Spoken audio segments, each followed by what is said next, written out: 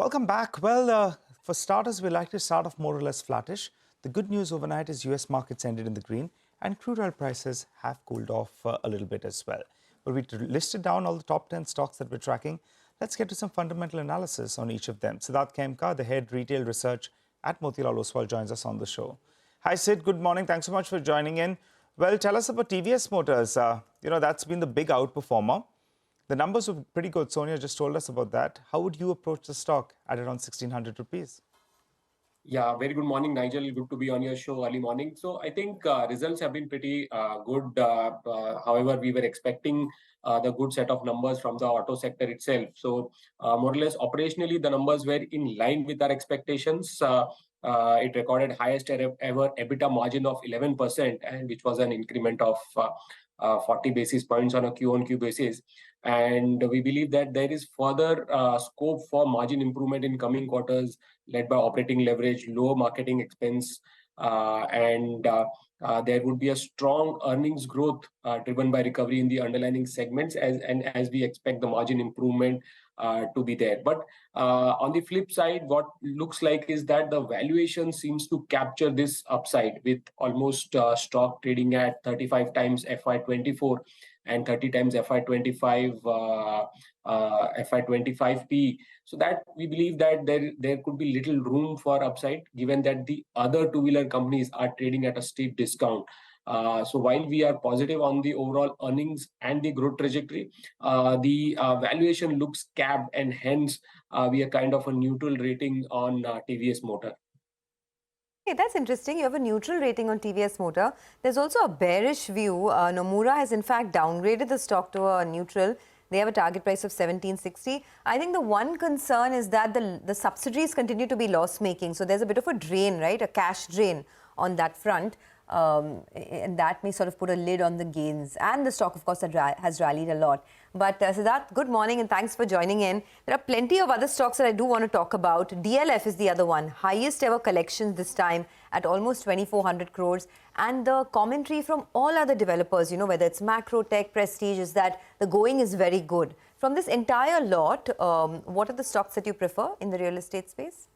Yeah, so if you look at, I think a lot of these real estate companies, they have been announcing, at least on the operational front, which is the pre-sales data has been pretty strong. And even for DLF, you've seen that some of the luxury segments that they have launched have all been lapped up in record times. So I think that is something which has been a big positive for the entire real estate space, where the demand, despite the increase in the interest rates in the last few quarters, demand has still been pretty strong. We also had the macro tech numbers, the Oberoi Realty numbers. So within this space, we like two stocks. A is the Godrej Properties, and B, macro tech developers. They also came out with numbers that they reported sales booking of 35 billion, which was up 12%. Overall sales stood in line with our expectations. And with this quarter, if you see the total first half pre-sales of almost 70 billion is up 15%, and company has achieved 50% of its pre-sales guidance.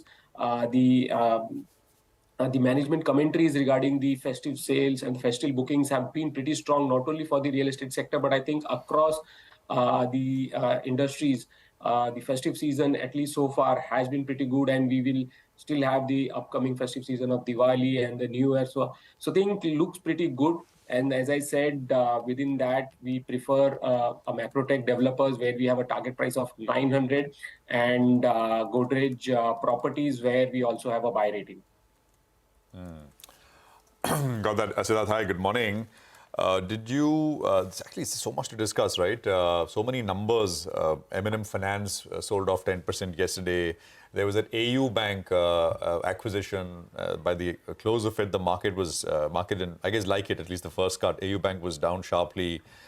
But I want to talk about Supreme Industries, which reported numbers. By the way, we had the management with us as well. Supreme Industries rallied some $400-500 in the last 30 minutes of trade yesterday. And huge move. Numbers came a little earlier. There's almost a full 1 percentage point increase in margins for Supreme in the second quarter. Any thoughts, Sid? So, Prashant, unfortunately, we don't cover Supreme, so I have not had a look at it. What about the other two, M&M Finance or AU Bank? Would would the second quarter numbers for M&M Finance be a durable derating kind of event, or people will come around to this one? Yeah, I think if you look at M&M Finance, PAT was a sharp decline, 48% decline, and even a sharp miss, 44% miss. But as you said, yes, I think until the 2 quarters ago, M&M Finance had managed to reduce its volatility in its NIMs and had shown sharp improvement in its earnings performance, led by streamlining of operations, enhanced risk management. But has now they have reported 2 quarters of back-to-back earnings miss in a kind of way, which is kind of leading to these pressure in the overall numbers. I think the management is guiding for a change in the product mix, and overall growth, I think, will remain pretty stable. So having said that, I think so we have a positive view. We believe that M&M Finance is going through a transformation in its product and customer mix. NIM profile will change with and will find a suitable normal where the market will also find some time to adjust to the new change. Valuations are now comfortable at about 1.7 times FY25 price to book. So we believe that risk reward is favorable, but there could be 1 or 2 more quarters of pain where the transition keeps happening. Now, Siddhartha Khemka is still with us. So let's go to him. Siddhartha, there were many other, good numbers that we saw.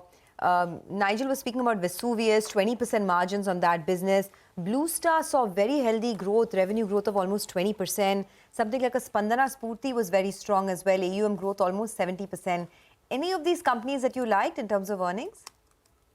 Yeah, so I think a lot of these mid-caps have come out with strong numbers with the likes of Spandana Spurti, where we have a very positive view for the entire MFI space. I think that is doing well and kind of seeing a good recovery. If you look at the numbers, that has been pretty strong. PAT was up 127% and 6% higher than our expectation, driven by the higher other income. NII grew 70%, which was in line. The company continued to pursue its customer acquisition-led growth with the addition of 350,000 borrowers, which is again a good growth. I think if you look at the core numbers, there has been a healthy AUM growth, and in line with what we are seeing across financials, there is a minor compression in NIMs. But if you look at overall, we believe that the new management has successfully navigated through various disruptions and has led to the consequent improvement in the asset quality. And with the strengthened process, it is now ready to capitalize on the strong opportunity in the MFI sector. We are expecting ROAs to improve to 4.4% by FY26. And hence, we believe that it's a good stock, Spandana Spurti, in the entire MFI space. We have a target price of 1100, which is almost 20% upside from current levels. Okay, all right. Just stay with us, Siddhartha. I think we're getting some commentary coming from the Bank of Japan. They've maintained, their policy stance, I think. So, no big surprise, I think, that's coming out of that. We'll try to get in further details. But I think it's just coming in. The 10-year yield, I think, is what they're talking about. They're likely to keep easing patiently for price call and wage gains as well. So I don't think there's any big surprise. We'll try to get some of those lines that flash for you on the screen. Well, Siddhartha, final question before we let you go. In a short while from now, we'll have the management of APL Apollo. That's been a big winner.